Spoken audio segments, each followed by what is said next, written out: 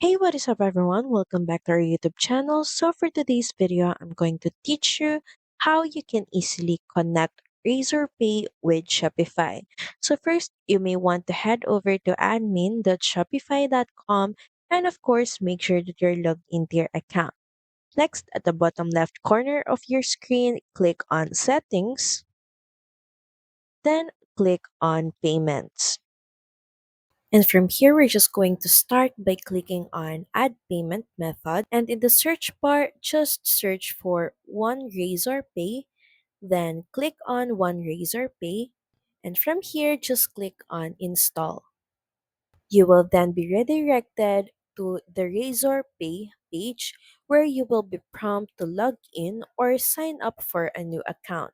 And from there, just follow all the on screen guidelines and instructions to finalize the connection. So that's pretty much it. Thank you very much for watching this video. I hope that you find this video helpful. And if you do, please don't forget to like, share, and subscribe to the channel. Now we'll see you again on the next one. Bye!